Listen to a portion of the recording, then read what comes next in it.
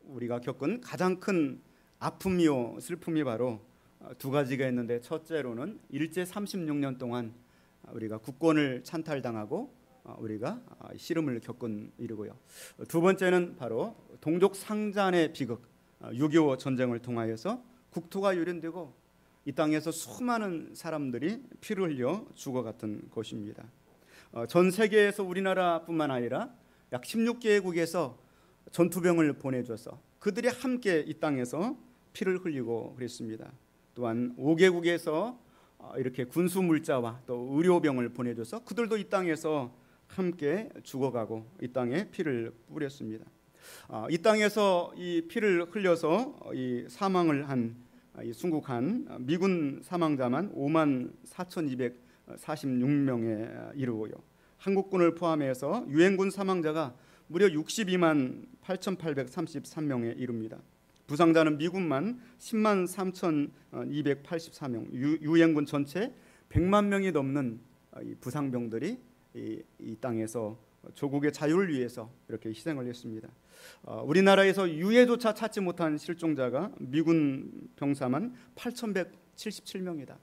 그중에서 이번에 북미 간의 정상회담을 통하여서 조만간 215명의 유해가 송환될 예정으로 발표되고 있습니다.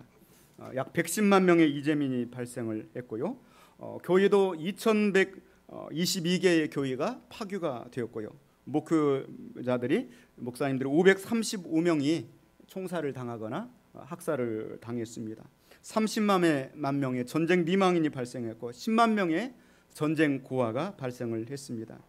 전쟁 기간 동안에 8만 5천여 명이 남한의 고유 인사들이 북한에 납치되어서 이렇게 끌려가게 되었고요. 반대로 또 북한에서는 남한 땅에 나는 공산당이 싫다고 그래서 약 300만 명의 북한 주민들이 남한으로 탈출을 했습니다.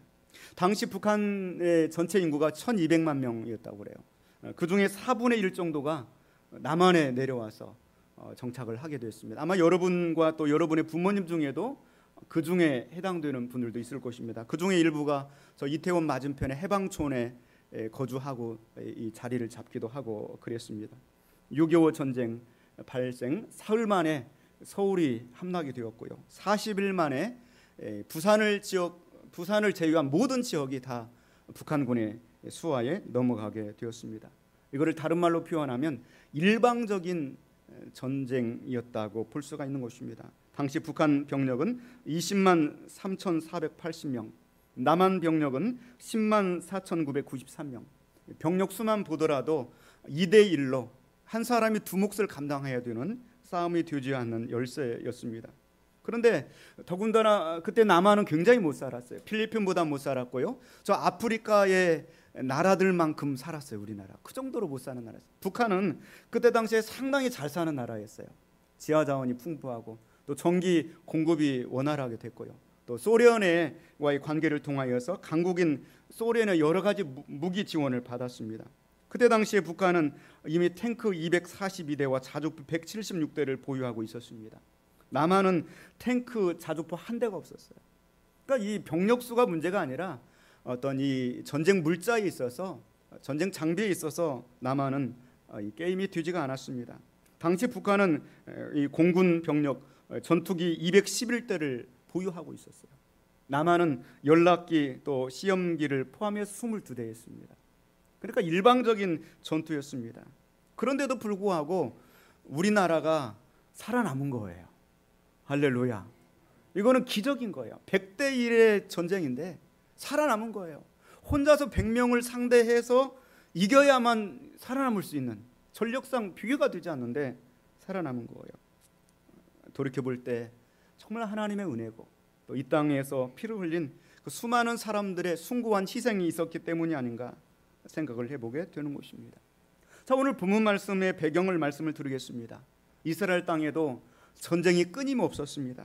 춘추 전국시대처럼 사사 350년 사사시대 동안에 왕이 없다 보니까 막 여기저기서 전쟁이 일어나고, 그때마다 이스라엘 백성들이 부르짖을 때 하나님이 사사를 세우고, 그래서 구원을 해주면 또다시 죄를 짓고 타락하고, 이 사이클링이 350년을 반복되었습니다. 그러다가 이제 이스라엘의 왕정 시대를 여는데, 왕정 시대를 여는 첫 단추가 사무엘상에 나옵니다. 바로 제사장의 엘가나라고 하는 제사장의 가정에, 불임 가정에서 아이를 갖지 못하는데 한나가 성전에서 날마다 눈물로 기도하고 울부짖는 것이죠. 하나님께서 그 한나의 기도를 들으시고 그 가정에 아들을 주셨는데 그 아들의 이름이 사무엘이라고 하는 아들입니다. 이 사무엘의 이름의 뜻은 하나님이 들으셨다. 히브리어로 샤마이가 듣다는 얘기예요. To hear. 엘로힘 하나님. 하나님이 들으셨다. 이 사무엘의 뜻은 하나님이 들으셨다는 뜻이에요. 하나님께서 들으시고 왕정 시대를 열만한 선지자를 보내주셨는 그 사람이 바로 사무엘 선지자인 것입니다.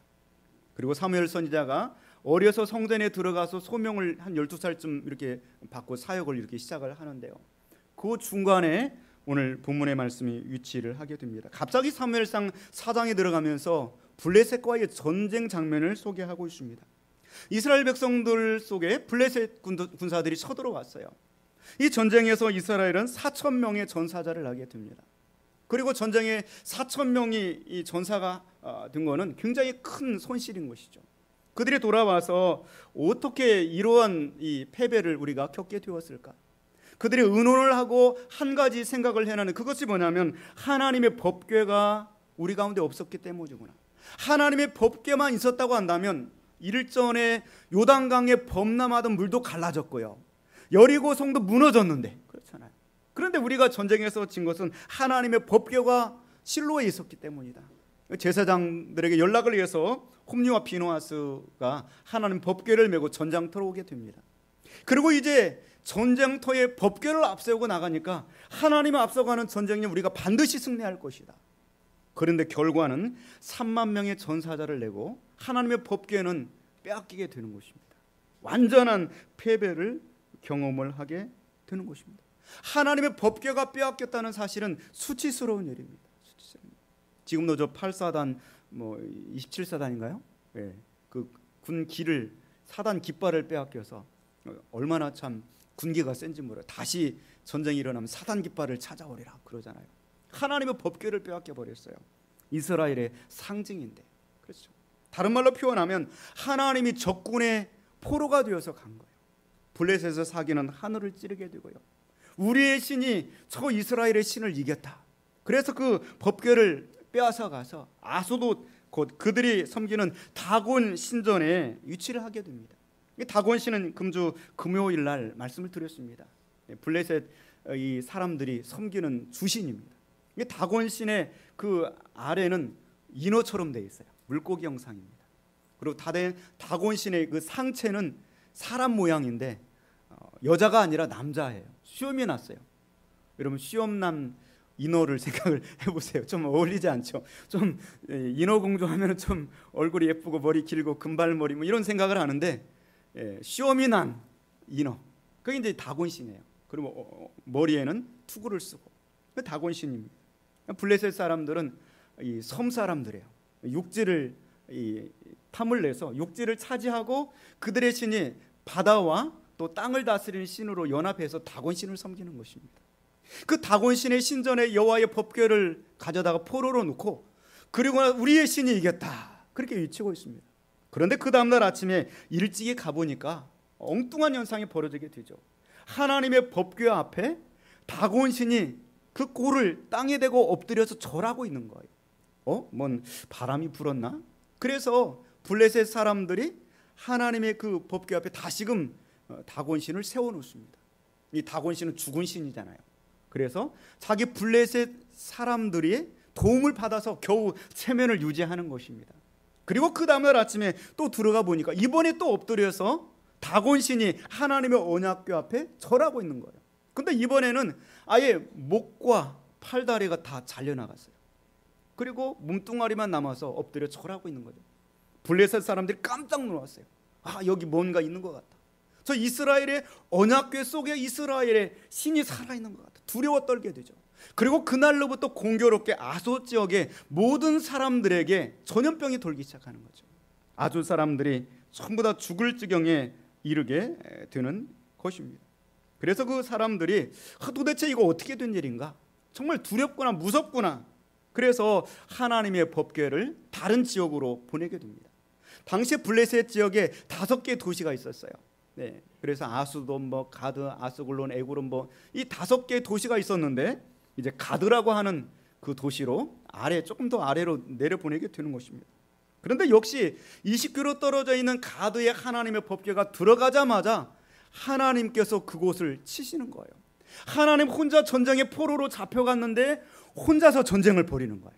그래서 그 가드 지역 사람들이 날마다 죽어가는 것이죠. 가드 지역 사람들이 깜짝 놀라게 되면서 이러다가 우리가 다 죽겠구나. 그래서 에고론으로 다시 20km 떨어진 에고론으로 다시 하나님의 법궤를 보냅니다.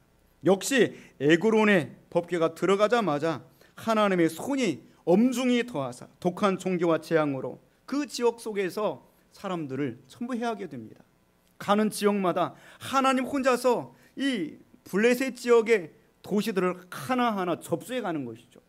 이래서는 도저히 안 되겠다. 결국에는 저들이 7개월 만에 하나님의 법궤를 이스라엘 땅 베스메스로 돌려보내는 것입니다. 7개월 만에 홀로 포로가 되어서 잡혀갔던 그 하나님이 혼자서 싸우시고요. 그리고 이 블레셋 도시 3개 도시를 초토화를 시키고 승전한 왕으로 다시 베스메스로 돌아오게 되는 것이죠. 베스메스로 돌아온 여호와의 법궤를 대하는 그 이스라엘 백성 너무 기쁜 거죠. 너무 또 신기한 거예요. 여기에 무엇가 있을까? 혹시 하나님이 들어있을까? 법궤를 열어보았다고 그랬어요. 하나님이 진노가 임하게 되죠. 하나님을 경외하고 두려워하는 마음으로 대하지 않았구나. 그래서 그곳에 5만 70명이 죽음을 당하게 됩니다. 그래서 이스라엘 백성들이 두려워하죠. 이 블레셋 사람들을 멸망시키는 것이 아니라 우리까지도 멸망되겠구나. 그래서 그 법궤를 거기에서 위쪽으로 기랏 여아림이라고 하는 산속으로 보내게 되는 것이죠. 그래서 산속에서 기랏 여아림의 법궤가 거주하게 되고요. 그곳에서 세월이 20년이라고 하는 세월이 흐르게 되는 것이죠. 여러분, 20년의 세월은 상당히 긴 세월입니다. 그 긴 세월 동안 한 가지 변수가 있는데 그 변수는 뭐냐면 하나님이 사무엘상 1장에 세웠던 사무엘 선지자가 20년이면 어떻게 됩니까? 성장하는 거예요. 어린 시절의 사무엘이 아니라 청년 사무엘로 성장하게 돼요. 사무엘이 그 선지 사역을 행하면서 이스라엘 땅에서 하나님의 말씀을 계속해서 선포를 하게 되는 것이죠. 그리고 20년 동안에 이스라엘 땅에 하나님의 말씀이 들어가는 거예요. 말씀이 들어가면서 그들 속에 어떠한 변화가 일어나게 되냐면 오늘 사무엘상 7장 2절의 변화가 일어나게 되는 거예요. 사무엘상 7장 2절에 보면은 괴가 기랏 여아림에 들어간 날부터 20년 동안 오래 있은지라 이스라엘 온 족속이 여호와를 사모하니라. 할렐루야. 한번 따로 세보시겠습니다. 이스라엘 온 족속이 여호와를 사모하니라. 20년 동안에 일어난 일이에요. 20년 동안에 하나님 말씀이 주의 종을 통하여 선포될 때 그들의 마음속에 우러나오는 마음, 하나님을 사모하는 마음이 막 우러나오는 거죠. 여기 이스라엘 온 족속이 여호와를 사모하니라는 말씀은 그냥 사모하며 찾는 것이 아니라 통곡하면서, 모원이라고 되어 있어요. 영어성에 보면 통곡을 하면서 하나님을 찾는 거예요. 마치 버려진 자녀가 자기 어머니를 찾는 것처럼 엄마 하면서 하나님을 찾는 역사가 일어나게 되는 것이죠. 20여 년 동안 사무엘 선지자의 말씀 사역의 결과가 그렇게 일어나게 되는 것입니다. 그래 사무엘은 그들에게 그렇게 말하죠. 3절 말씀에 사무엘이 이스라엘 온 족속에게 말하되 이르되 만일 너희가 전심으로 여호와께 돌아오려거든 이방 신들과 아스타롯을 너희 중에서 제거하고 너희 마음을 여호와께로 향하여 그만을 섬기라. 그리하면 너희를 블레셋 사람의 손에서 건져내시리라. 너희가 전심으로 하나님을 찾아라. 전심으로 여호와께 돌아오라고 말씀하고 있습니다. 여기 전심으로라고 하는 표현은 전 마음을 다하여, 우리 신앙생활 하는 것은 마음을 다해서 하는 것이 신앙생활이 되는 줄로 믿습니다. 예배를 드릴 때 찬송을 할지라도 마음을 다해서 드리는 찬송을 하나님이 받으시고요, 말씀을 받을 때도 마음을 다해서 말씀을 받을 때 하나님이 그 예배를 받으시는 줄로 믿습니다. 기도를 할 때 또 나의 입술만의 기도가 아니라 내 마음속에서 울려지는 기도를 하나님이 받으시는 줄로 믿습니다. 전심으로 하나님께 돌아와라, 그렇게 말씀하고 있는 것이죠. 그리고 그렇게 돌아오려거든 너희 가운데서 이방신과 아스라롯을 제거하라. 모든 우상들을, 하나님보다 더 사랑하는 것들을 제거하고 하나님께로 돌아오라고 말씀하고 있습니다. 이 땅에서 가장 괴로운 인생이 누굴까 생각을 해보면 부인을 둘 둔 남자들이에요. 그대로 괴로워요. 양쪽 집 왔다 갔다 하냐 얼마나 힘들까요? 여기 이쪽에서 괴로움 당하고 저쪽에서 괴로움 당하고 어느 쪽에서도 환영받지 못하고요. 죽을 때까지 고생해요. 자녀들까지 고생을 하는 거예요. 그렇게 살면 안 돼요. 신앙생활도 마찬가지죠. 하나님만 사랑하면 마음 편해요. 그런데 왔다 갔다 두 부인 두고 살려면 괴로워요. 못 사는 거예요. 여기 와도 괴롭고 교회 와 앉아 있는데도 괴롭고 세상 나가면 또 하나님 생각나서 괴롭고 전심으로 하나님을 찾고요. 하나님보다 더 사랑하는 우상들을 버리기를 주의 이름으로 축원을 드립니다. 너희 마음을 온전히 하나님께로만 향하라. 오직 그만 섬기라고 말씀을 하고 있습니다. 그렇게만 하면은 너희를 블레셋 사람의 손에서 건져내시리라. 그렇게 말씀하고 있습니다. 여러분을 괴롭히고 있는 그 모든 문제들 가운데서 그렇게만 하면, 전심으로 내 마음에 하나님을 향하기만 하면 건져내시리라. 이렇게 말씀을 하고 있는 것이죠. 그때 이스라엘 백성들이 그 말씀이 마음속에 은혜가 되는 겁니다. 4절 말씀 같이 보겠습니다. 이에 이스라엘 자손이 바알들과 아스타롯을 제거하고 여호와만 섬기니라. 아멘. 그들 가운데 이 마음이 우러나오니까요, 변화 역사가 일어나게 된 줄로 믿습니다. 오늘 우리 새가족 섬김이 우리 바나바들 오늘 세웠는데요, 임명을 받았기 때문에 의무적으로 하는 것은 괴로운 거예요. 그런 내 마음이 우러나와서 내가 정말 교회를 위하여, 하나님을 위하여 무엇을 할까? 제가 이것을 한번 해보겠습니다. 정말 우러나와서 섬긴다고 한다면 하나님이 기쁘게 받으실 줄로 믿습니다. 자, 5절 말씀, 이제 사무엘이 그들에게 명령을 합니다. 5절 말씀 한번 같이 봅니다. 사무엘이 이르되 온 이스라엘은 미스바로 모이라. 내가 너희를 위하여 여호와께 기도하리라 하며, 사무엘이 명령을 합니다. 너희 모든 이스라엘 백성들은 어디로 모이라고요? 미스바로 모여라. 미스바. 예루살렘에서 약 북서쪽으로 8km 정도 떨어진 지역인데요, 그 미스바로 모여라고 말합니다. 모이는 목적은 딱 한 가지입니다. 무엇입니까? 내가 너희를 위하여 여호와께 기도하리라. 우리가 좀 기도하러 모이자, 이렇게 말하는 것이죠. 기도하러 모이자. 기도할 만한 그러한 이 분위기가 형성이 되니까 기도합시다, 이렇게 말하는 거예요. 가슴이 막 뜨거워지면서 백성들도 뭔가 하나님을 찾고 싶고 하나님의 응답을 받고 싶은데 그 찰나에 미스바로 모이자, 우리가 기도하자, 이렇게 말을 하는 것이죠. 여러분, 사무엘은 그 이름의 뜻 자체가 샤마이 엘로힘이라고 그랬잖아요. 하나님이 기도를 들어서 그의 생명을 주신 거예요. 사무엘은 기도의 사람입니다. 기도를 얼마나 강조하는지 모릅니다. 제가 어린 시절에 시골에서 이 학교가 많지 않아 가지고요, 4km 떨어지는 학교를 버스를 타고 다니고 그렇게 했던 기억이 있어요. 근데 버스를 타고 다니면서 제가 참 그때 생각은 그랬어요. 이렇게 운전 기사님이 막 핸들을 막 돌리는 거 보면서 막 선글라스 하나 끼고 멋있어 보였어요. 저의 생각에는 핸들을 막 돌리면 차가 가는 줄 알았어요. 타는 걸 모르니까 막 돌리면 가더라고요. 막 돌리면 야, 저렇게 하니까 차가 가는구나 그랬어요. 근데 그게 아니죠. 막 돌리면 차가 큰일 나죠. 가만히 있어야 되죠. 근데 그 버스 기사 옆에 무슨 그림이 꼭 있냐면, 택시도 그랬어요. 어린아이 하나가 하얀 드레스를 입고 무릎을 꿇고서 기도하는 모습. 그리고 거기 위에 뭐라고 써 있습니까? 아빠 오늘도 무사히. 여러분 보셨어요? 그 기록들이 아직도 생생해요. 그 사람이, 그 모델이 누구냐면 사무엘이에요. 사무엘. 아빠 오늘도 무사히. 그 기도하는 모델이 사무엘. 아빠 오늘도 무사히. 그 사무엘입니다. 사무엘은 기도를 얼마나 강조했던지 사무엘상 12장 말씀 보면은 나는 너희를 위하여 기도하기를 쉬는지를 여호와께 결코 범하지 않겠다고 그랬어요. 사무엘의 생각에는 기도하기를 쉬는 건 뭐라고 그럽니까? 죄라고 하는 거예요. 기도해야 우리가 살게 될 줄로 믿습니다. 말씀과 기도는 함께 가야 돼요. 말씀의 은혜를 받았다고 그래요. 20여 년 동안. 그리고 그들이 우상들을 버리고 그 다음에 할 일은 기도하는 거예요. 하나님께 모여서 기도하는 거예요. 우리들 교회도 기도의 불꽃이 타오르기를 주님의 이름으로 축원을 드립니다. 이들이 기도하는데 어떻게 기도합니까? 6절 말씀 한번 같이 봅니다. 그들이 미스바에 모여 물을 길어 여호와 앞에 붓고 그날 종일 금식하고 거기에서 이르되 우리가 여호와께 범죄하였나이다 하니라. 사무엘이 미스바에서 이스라엘 자손을 다스리니. 그들이 하나님 앞에 기도하는데 물을 길어다가 하나님을 막 쏟아붓는 것입니다. 물을 길어다 쏟아붓는 것은 예배를 드리는 거예요. 자기의 전 조례를 하나님께 바치면서 예배를 드리는 거예요. 찬송을 드리고 기도를 드리고 그러면서 자기의 전 조례를 쏟아붓는 것입니다. 그리고 그들은 그날 종일 금식을 했다고 그랬습니다. 먹는 낙이 얼마나 커요. 종일 금식을 하면서 하나님 앞에 기도하고 예배를 드리는 것이에요. 그리고 그 다음에 그들의 마음속에서 우러나오는 고백이 우리가 여호와께 범죄하였나이다. 회개하는 역사가 일어나게 되는 거예요. 말씀을 듣고 기도할 때 나도 모르게 내 속에서 회개하는 역사가 일어나게 될 줄로 믿습니다. 아무리 회개하라고 찔러도 내가 무슨 죄가 있어 그러는데요. 그냥 우러나와서 회개를 하는 거예요. 하나님께 대해서 더 알면 알수록 하나님께 가까이 다가갈수록 내가 죄인인 것을 어떻게 해요?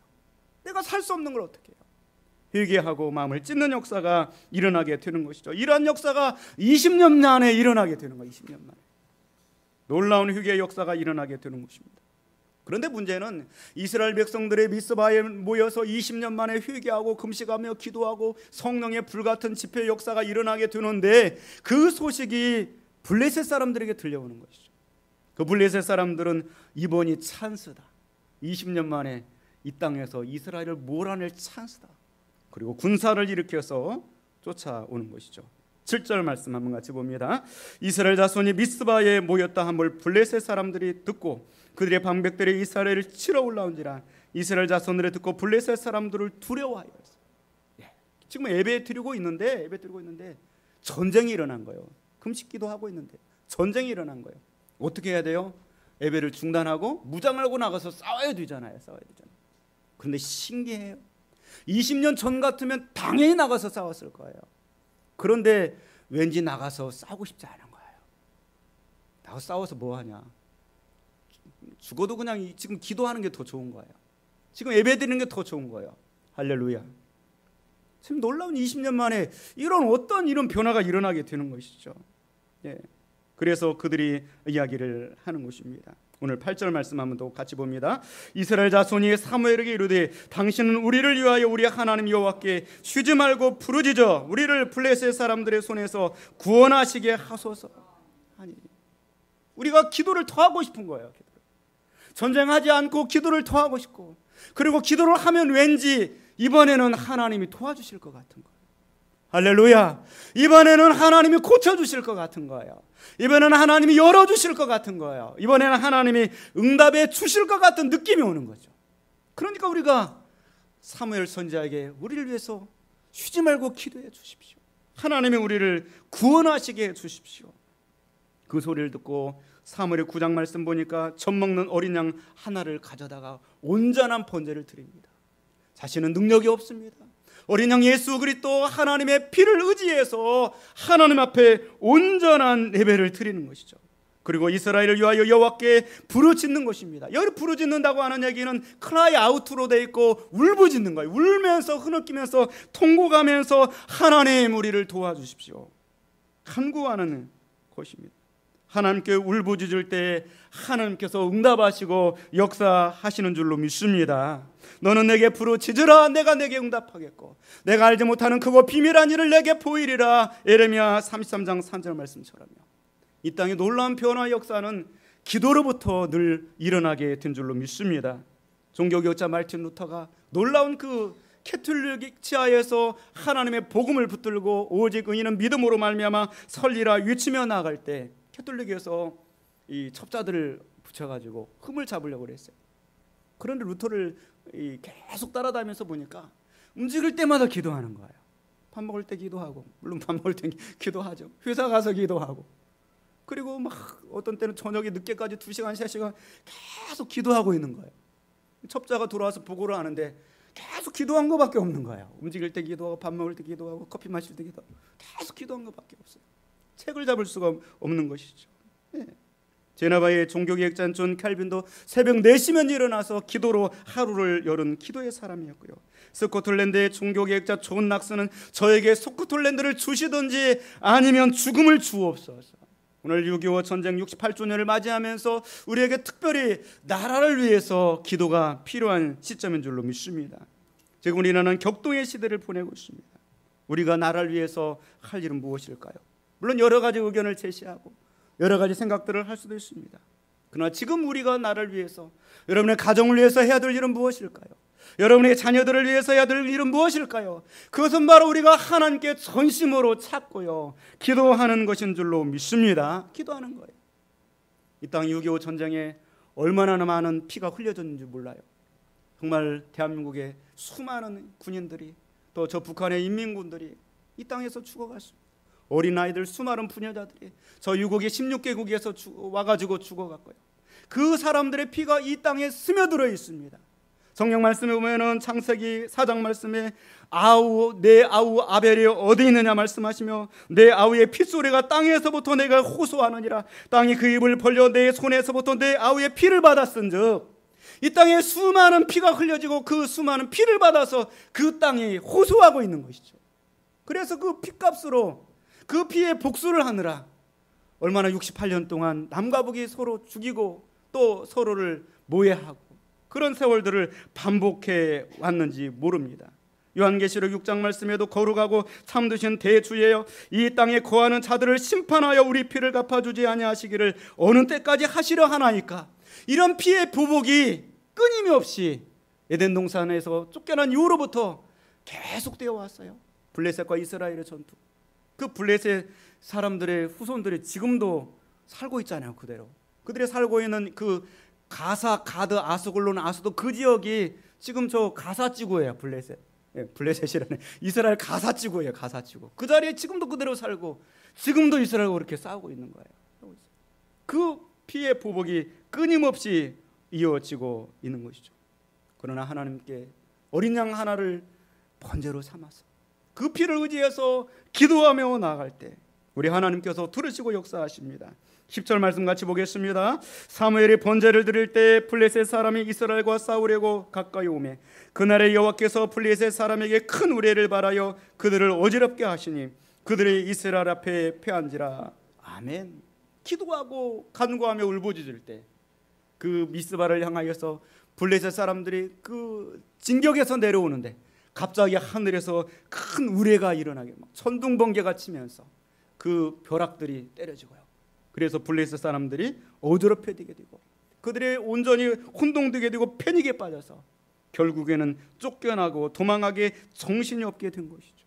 그리고 놀라운 승리를 단순한 기도를 통하여서 하나님께 부르짖어 얻게 되고요. 사무엘은 그 하나님을 찬송하게 됩니다. 12절 말씀 같이 보겠습니다. 사무엘이 돌을 취하여 미스바와 세인 사이에 세워 여호와께서 여기까지 우리를 도우셨다 하고 그 이름을 레베네셀이라 하니라. 아멘. 사무엘은 그 놀라운 승리를 보고 20년 만에 법궤는 저 산골짜기에 기랏 여아림에 가 있지만 법궤가 없어도 눈에 보이는 것이 없어도 마음으로 하나님을 예배하고 찾고 금식하며 기도하였더니 하나님께서 하늘에서 정말 신비한 방법으로 도우사 놀라운 위대한 승리를 허락하여 주셨구나. 그리고 미스바의 센 사이에다 돌을 세웁니다. 이 미스바는 어디냐면 이들이 모여서 기도한 장소가 미스바입니다. 오늘 우리들 교회가 미스바예요. 할렐루야. 센은 어디냐? 블레셋 군사들이 모인 곳이 센입니다. 블레셋 군사들이. 여러분의 삶의 자리가 센입니다. 저 북한 땅이 센이 될 수도 있어요. 그 사이에다가 하나님의 응답의 장소, 역사하신 장소, 그곳에 돌을 세우고 그리고 여기까지 우리를 도우셨다. 에벤에셀이라고 합니다. 에벤에셀, 에셀은 도움이다, 돕는다는 뜻이고요. 에벤은 돌이라는 뜻이에요. 그러니까 도움의 돌이다. 그렇게 기념비를 세우게 되는 줄로 믿습니다.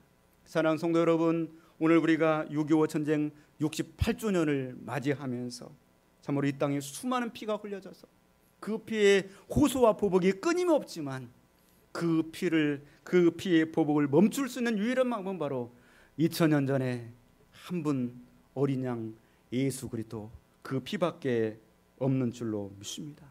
그 예수님 손발에 못을 박히시고 머리에 가수말리관을 쓰시고 하나님과 동등하시지만 이 땅에 오셔서 피의 보복이 끊임없는 이 땅 가운데 우리 죄 문제를 해결해 주신 그 예수 그리스도의 피가 이 땅에 흐를 때 용서가 시행되고 진정한 화평이 이루어지게 될 줄로 믿습니다.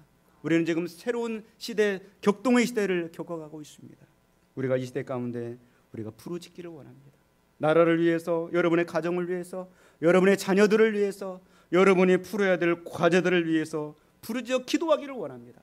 하나님께서는 미스바의 간구를 들으시고 응답하십니다. 하나님께서는 미스바와 센 사이에서 역사하시는 하나님이신 줄로 믿습니다. 한라산에서 백두산 사이에 우리의 간구를 들으시고 하나님이 역사하시는 그날이 오게 될 줄로 믿습니다. 십자가의 용서와 화해의 복음이 한반도에 가득하는 그날이 오기를 소망합니다. 우리가 이렇게 기도하면서 더욱 나라를 사랑하시면서 살아가시기를 주님의 이름으로 축원을 드립니다. 기도합니다.